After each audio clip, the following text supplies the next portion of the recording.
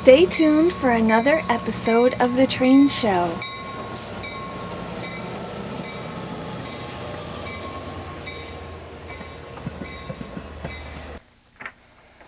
Hi Rich, welcome to Bill's room. My name is Bill Worhle. I'm over here in Medford, Long Island. This is my train room. Over here I have my one of two operating N-scale layouts. This is the bigger of the two. This is 3.5 by 7. Let me bring it down and show you what we got here.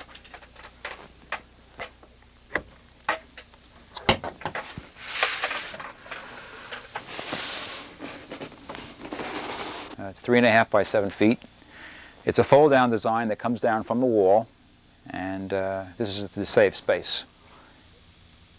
This layout is a fold-down layout because of the space limitations. It's a small room that it's in, and the other reason why I had to do this is because I have two cats, both very curious, and the only way to protect the layout would be to fold it up when I'm not around. I just couldn't trust my cats from wreaking havoc. But part of the problems with a fold-down layout is that you can't make anything too tall. Those cliffs in the background are as high as they can go because those cliffs will, when the layout folds up, hit the backdrop. So height is a problem. I can't go too high.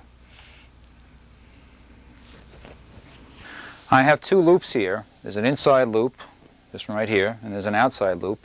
It's kind of hard to tell with the tunnels. There's several tunnels here that will conceal the train as it operates, but I have two train operation. There's a couple of sidings. I have a siding here for this industry, and there are sidings over here for a lumber mill. And back here is my interface with the real world, the Pennsylvania Railroad. What you're seeing now is my interface with the Pennsylvania Railroad. Those tracks there ultimately will go to the Pennsylvania Railroad. The building fronts that you see are just a front to give you a forced perspective. There's no real room there for buildings. Now the layout is controlled by a MRC power pack over here. I have two controls where I can operate each train separately. This is a model of a village called Glenmore, which is an actual town in Pennsylvania. My brother-in-law used to live there, and we used to visit him, and I always liked the Pennsylvania country. I always enjoyed the Pennsylvania Railroad, so they came together. What you're seeing now is a model of the Eagle Tavern. It's a restaurant in Pennsylvania in the town of Glenmore, which I've modeled. It's a pretty faithful reproduction. It's basically an older house that was turned into a restaurant. As we move out of town, you'll see the Gulf Station. You can notice the price of gas is pretty cheap. This is the late 50s, back when gas was cheap. What you're seeing now is one of the local police officers. He's hiding behind the billboard, looking for a speeder or someone going through a red light. This is 10 years of work on this one here. I've made many changes over the years, little things I've repaired or redone. All the buildings you see are all kits that I've assembled and weathered. Most of them have been repainted so they wouldn't look like the store-bought kits you see. Most of the cars are from the late 40s, perhaps early 50s. I'm gradually changing all the cars over to set the time frame. I'm modeling in the late 50s, so the cars you see would be typical of that time frame. You'll see a lot of trees. That was my big thing when I first got the layout. I liked making trees. I lost track. I would say there's probably around 400, maybe 500 trees on this layout. Some are very small, but most actually they're all handmade. There's nothing here that's actually a store-bought tree. Everything has been made from scratch, either from twigs that I got in the yard or toothpicks with ground foam. What you see now is a billboard I made to help set the time frame. It's basically a copy of an American Flyer catalog from 1957 that I reduced in size and then put on the billboard for two reasons. One, it sets the time frame, and secondly, it shows my love for American Flyer, which is my real passion. I've gone into N-scale because it offers, in my opinion, a lot for the space that you have available. You can use HO. HO has got more available in it, but you really need more room for a layout like this. And Z-scale, you can get more in there, but Z-scale, you don't have as much available for it yet, as far as American cars and structures. So if you can play this in reverse, then you can...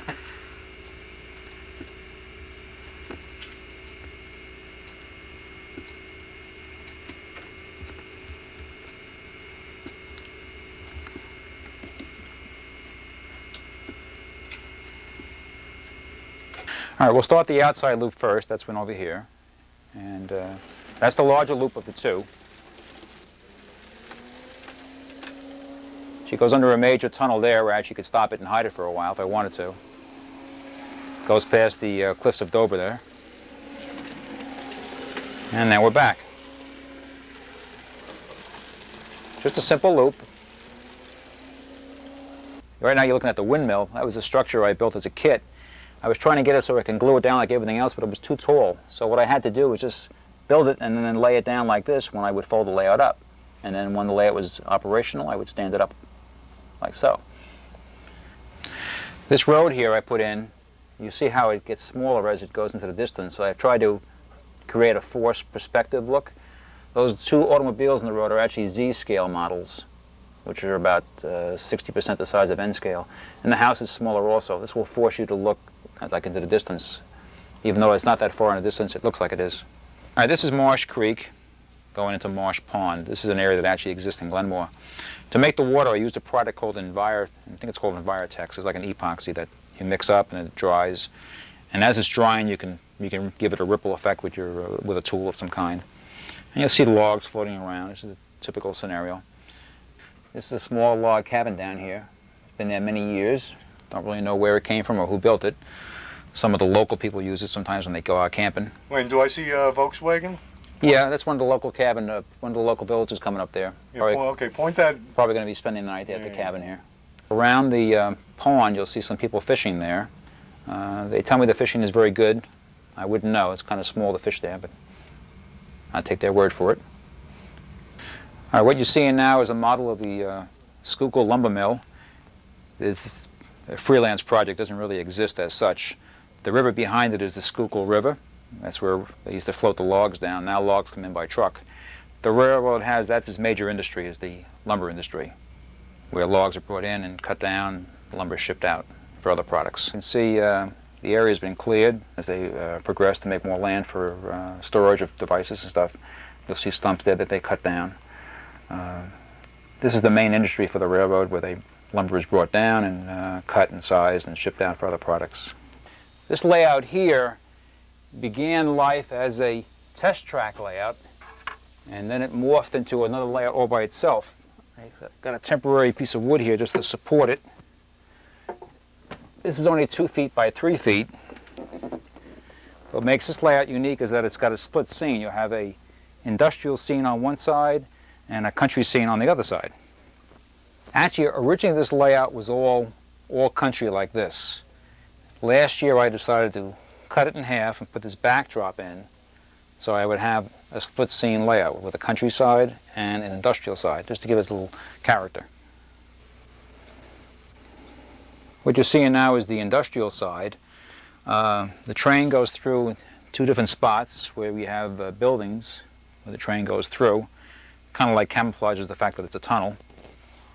This building here houses a tunnel portal which goes from one scene into the other. Looking from either side, you would not know there's a tunnel there.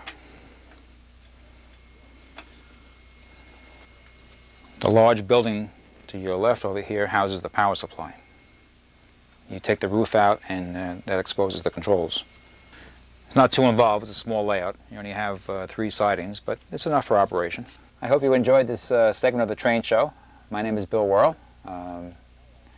I think N-scale is a way to go out if you want to try working on trains in a small space. Don't need much room for it. You can make a nice layout in a small area. This one here is only 2 feet by 3 feet. You can see what you can do in here. Give it a try. And thanks for seeing the show. Alrighty. This is just held in place by a nail that I have here.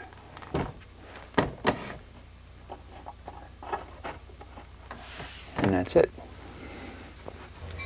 We invite you to learn more about the hobby of trains and model railroading at our website www.thetrainshow.com.